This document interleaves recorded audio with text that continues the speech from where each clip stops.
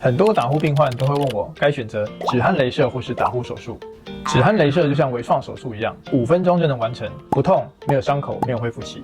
施打雷射之前，鼾声分析器显示74分，打了第一次之后降到56分，打第二次之后降到46分，其实是有效的，但是效果轻微。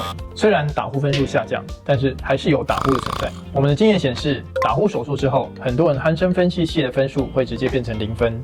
但是呢，打呼手术需要请假住院，忍受部分的喉咙疼痛跟2周左右的恢复期。